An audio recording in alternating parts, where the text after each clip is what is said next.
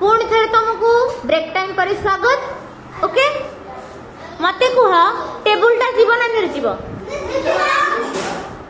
गछड़ा जीव कारण गछ खाऊची बढ़ुची सानरू बड़ होची केमिति ए सुनो साइमरान कहलु गछ कोन कोन खाए आ माटी रु पानी पिउची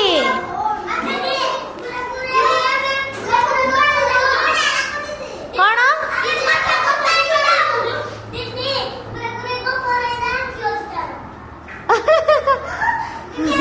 हाँ हाँ तेणु तमाने गछ को पानी कोन में दउ तमाने गछ खाउची ना नहीं पानी पिउची ना नहीं स्नेह भाई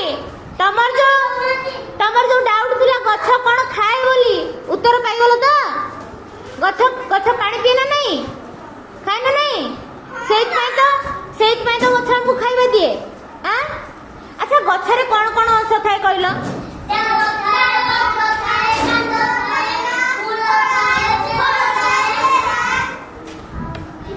अच्छा मते कुआ गोटे आंब गछ अछि गोटे कुकुर रे ठिया आइछि आंको भितरु उद्भिद के आंब गछ कोन पई उद्भिद कहले जेते भी वृक्षलता ता शरीर काठ फूल फल एरे तयारी वेरी गुड काई काजे पुस्तिकार अछि मने नाही गोटे बिलेई अछि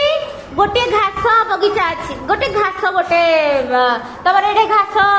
पत्र अछि गोटे बिलेईडे बसिजी ता भितरु उद्भिद की प्राणी की वेरी गुड प्राणी मियाओ हैला बिलेई हैला प्राणी उद्भिद हैला घास को गछर पत्र गुडा को पूरा गोल गोल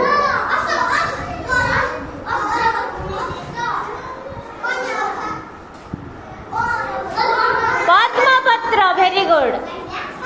पद्मपत्र कई पत्र बर पत्र तो अंडाकार रे बाबा हाँ एटा अंडाकार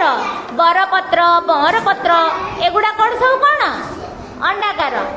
गोल कौन पद्मपत्र कई पत्र एगुड़ा गोल अच्छा मते कुह गछर चेर कौन करे माटी को जाबुड़ी धरे मूल कौन करे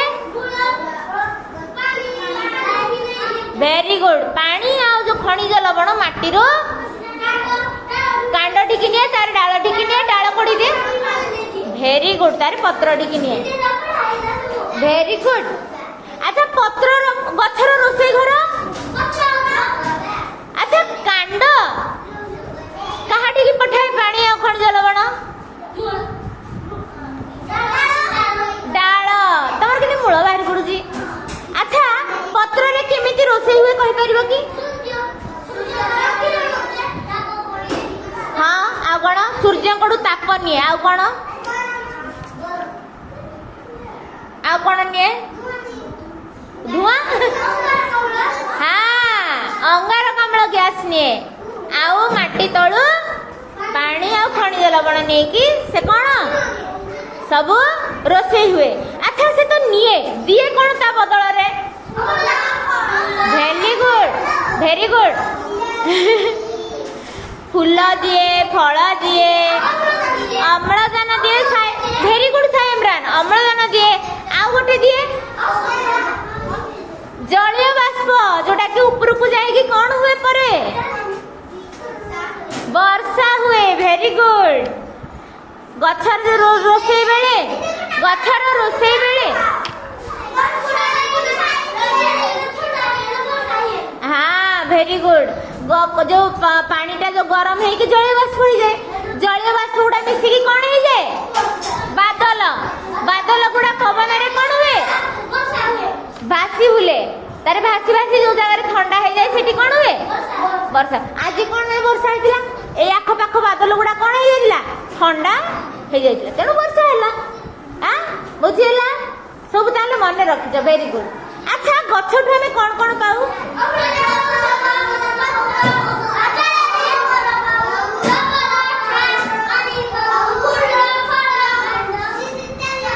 वेरी गुड सुना सुना ए आम ଆମର ଯୋଉ ପଶୁ ପକ୍ଷୀ ଅଛନ୍ତି କେତେଟା ଗୃହପାଳିତ ଆଉ କେତେକ ବନ୍ୟ ତ ଗୋଟେ ବନ୍ୟ ପଶୁର ନାଁ କୁହ ଭେରି ଗୁଡ ଗୋଟେ ଗୃହପାଳିତ ପଶୁ ଗୋଟେ ବନ୍ୟ ପକ୍ଷୀର ନାଁ କୁହ ଚିଲ ଶାଗୁଣା ଭେରି ଗୁଡ ଆଉ ଗୋଟେ ଗୃହପାଳିତ ପକ୍ଷୀର ନାଁ କୁହ ପକ୍ଷୀ ଗୃହପାଳିତ ପକ୍ଷୀ